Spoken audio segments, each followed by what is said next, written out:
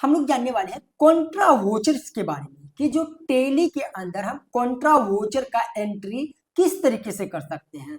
आप सभी को पता होना चाहिए कि जो कॉन्ट्रा वोचर होता है ना, वो जो बिजनेस का मालिक होता है ना, वो अपने ही बैंक से कैश निकाल सकता है, या फिर उनके पास जो कैश है वो अपने ही बैंक में जमा कर सकता है, या उसके पास दो तीन बैंक है तो एक बैंक से दूसरे बैंक में ट्रांसफर कर सकता है। मतलब घुमा फिरा की बात करें तो वो अपने में ही उस पैसे का ट्रांजेक्शन कर सकता है। वो ना तो किसी को पेमेंट कर सकता है और ना कोई रिसीव कर सकता है। तो ये होता है हमारा कॉन्ट्रा वोचर, और हम इस वीडियो में एंट्री करने वाले हैं कॉन्ट्रा वोचर के बारे में। यहाँ पे हमने कुछ एग्जांपल के साथ रखे हुए हैं, तो चलिए शुरू करते हैं इस वीडियो को। Hello everyone, my name is Siddharth और आप देख रहे हैं टीएस डिजिटल। एंड चैनल पे नए हैं तो चैनल को सब्सक्राइब कीजिए, बेल आइकन को प्रेस कीजिए और कमेंट करके आप जरूर बताइएगा कि ये वीडियो आपको कैसा लगा। चलिए शुरू करते हैं इस वीडियो को। पहला जो एग्जांपल है वो है एसबीआई बैंक में 50,000 कैश जमा किया। यानी कि हमारे पास कैश था और वो पैसा हमने बैंक में जमा किया, तो हमारा कैश जो है वो घटेगा और बैंक में बढ़ेगा, बट वो तो हमारे में ही होगा। तो फिर यहाँ पे हमें दो एंट्री करने होते हैं, एक डेबिट दूसरा क्रेडिट। हमने तो रिसीव वोचर और पेमेंट वोचर के बारे में जान लिए थे कि वहां पे अगर पैसा जा रहा है, मतलब हम अपने किसी को पेमेंट कर रहे हैं कैश या बैंक के थ्रू, तो वहां पे हमें क्रेडिट करना होता है। और रिसीव वोचर में अगर पैसे आ रहे हैं बैंक में या कैश, तो उसे डेबिट करना होता है। बट कॉन्ट्रा वोचर में हम डेबिट किसे करेंगे, क्रेडिट किसे करेंगे?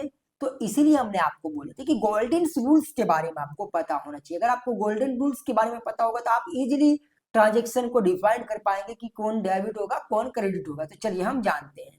तो देखिए, सबसे पहले यहाँ पे हमारा एसबीआई बैंक है।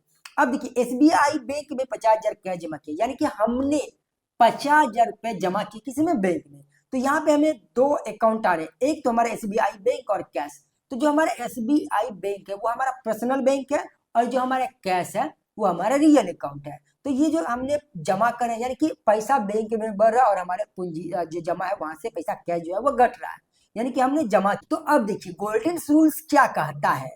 पैसा बैंक में बढ़ रहा है तो हम ये देखते हैं कि जो पैसा बैंक में बढ़ता है तो क्या होता है। यहाँ पे देखिए, ये तो हमारा पर्सनल अकाउंट है, द रिसीवर को डेबिट कीजिए, यानी कि जिन्होंने रिसीव किया उन्हें हम डेबिट करेंगे। तो किसने रिसीव किया?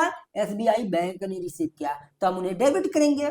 और यहाँ पे देखिए रियल अकाउंट में क्या कहता है कि जो आ रहे हैं उन्हें क्रेडिट करेंगे, जो जा रहे हैं उन्हें डेबिट करेंगे। तो हमारे पास से कैश जा रहे हैं तो हम यहाँ पे कैश को क्रेडिट करेंगे, ठीक है। यहाँ पे कैश जा रहा है तो क्रेडिट करेंगे। तो यही सेम चीज यहाँ पे हमने रखे हुए, यहाँ पे देखिए हमने यहाँ पे रखे हुए हैं कि ये देखिए हमारा जो बैंक है वो डेबिट होगा क्योंकि पैसे बैंक में आ रहे हैं, ठीक है। रिसीव करने वाले को डेबिट करेंगे, ये पर्सनल अकाउंट का रूल है। तो जो हमारा रियल अकाउंट का कि जो जा रहा है उन्हें क्रेडिट करेंगे, तो हमारे यहाँ पे क्या जा रहा है तो इसे क्रेडिट करेंगे। तो चलिए इसका हम बना लेते हैं, क्योंकि हमारे पास दोनों लेजर पहले से ही हमने रिसीव पेमेंट वोचर में इन दोनों लेजर बना लिए थे। तो अब यहाँ पे सिर्फ एंट्री करना है। तो हम आएंगे यहाँ से टेली में, कहाँ पे टेली, यहाँ पे टेली।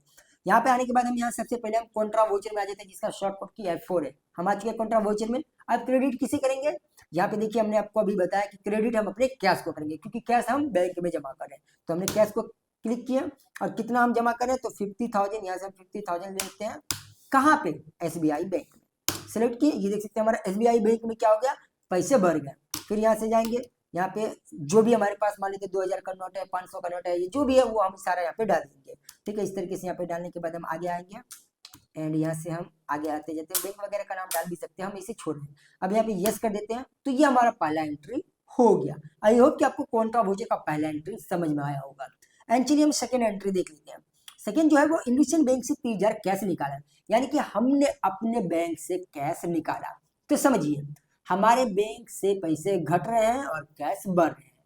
तो हमारा जो बैंक है वो पर्सनल अकाउंट है और जो कैश है वो रियल अकाउंट है। और हमने अभी तुरंत बोले हैं कि पर्सनल अकाउंट कहता है, क्या कहता है? पर्सनल अकाउंट कहता है रिसीवर को डेबिट करो और देने वाले को क्रेडिट करो। तो रिसीव कौन कर रहा है?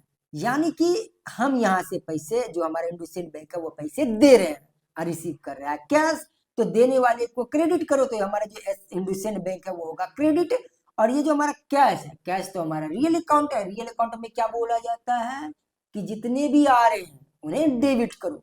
तो पैसा तो आ रहे हैं, तो जब पैसा आ रहे हैं तो हमने डेबिट करेंगे। तो यहाँ पे हमने ये सारा पहले से आपको डेबिट क्रेडिट के बारे में समझा दिया, बस आपको सिर्फ गोल्डन रूल समझना है। चलिए इसका एंट्री कर लेते हैं। हम यहाँ पे आएंगे और यहाँ पे आने के बाद हम क्रेडिट किसको करेंगे, तो यहाँ पे देखिए हमने आपको बताया कि हमारा जो बैंक है, बैंक से पैसा दे रहे हैं तो हम यहाँ पे बैंक को क्रेडिट करेंगे। तो यहाँ पे इंडसइंड बैंक को सिलेक्ट किए एंड हमने यहाँ पे कितने अमाउंट दे रहे हैं, तो हमने यहाँ पे 30,000 दिए, तो यहाँ पे हम आ जाएंगे 30,000 में एंड कंट्रोल कर लेते हैं डायरेक्ट। तो यहाँ पे आप देख सकते हैं कि हमारे पास बैलेंस कम, यानी कि हमारे जो इंडसइंड बैंक में वो था 20,000 रुपए और हम यहाँ पे जमा करें 30,000 रुपए, तो क्या हो रहा है कि 10,000 माइनस में जा रहा है। तो माइनस में रहने देते, बाद में हम इसमें भी पेमेंट डाल देंगे। फिर एंटर करेंगे, अब क्या होगा, कैश, कैश आ गया, फिर यहाँ पे एंटर करेंगे, ये हो गया हमारा दूसरा।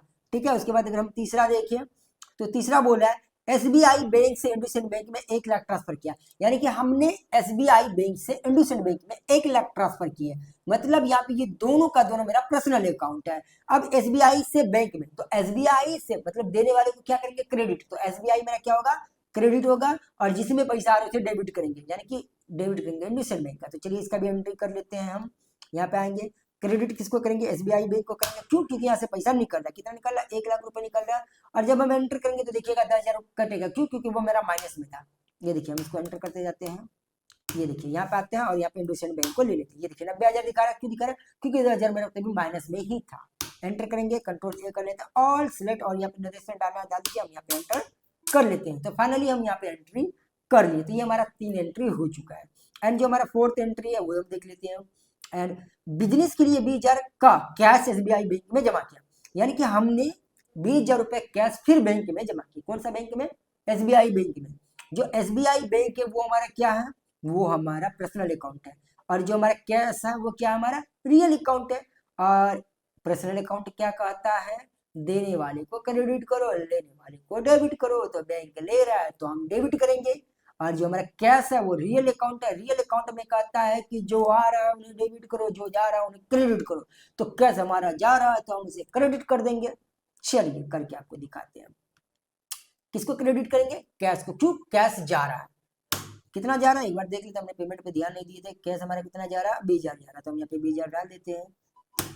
कौन ले रहा है, तो एसबीआई बैंक ले रहा है, देखिए ऑटोमेटिक ले लिया, एंटर करेंगे, बस ये कंट्रोल ही कर देंगे, एंटर करेंगे, एंटर करेंगे, ये हमारा चौथा एंट्री हो चुका है। एंड अगर हम 5वां एंट्री देखें तो यहाँ पे क्या है, 5वां एंट्री, इंडसइंड बैंक से एसबीआई बैंक में 75,000 ऑनलाइन ट्रांसफर किया, यानी कि हमारे इंडसइंड बैंक से पैसा गायब होगा, किस में जाएगा, एसबीआई में जाएगा। तो जो बैंक हमारा, ये दोनों का दोनों पर्सनल अकाउंट है, इंडसइंड भी एसबीआई में, बट पर्सनल अकाउंट का रूल क्या है, रिसीव करने वाले को डेबिट करो, यानी कि जो ले रहा है उन्हें डेबिट करो, जो दे रहा है उन्हें क्रेडिट करो।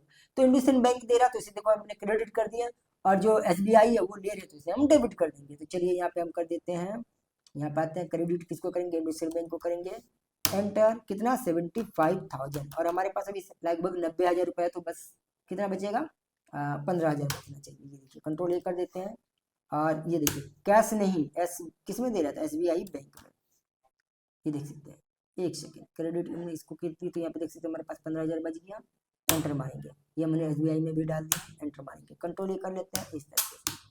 तो इस तरीके से यहाँ पे हमने सारे के सारे जो हमने 5 ट्रांजेक्शन लिए थे उनका एंट्री हमने यहाँ पे इजी वे में कर। अब इसका जो ये हमने ये पीडीएफ है वो हमने यहाँ पे आपको टेलीग्राम में डाल के रखे हैं, तो यहाँ पे आप जाके ले सकते हैं।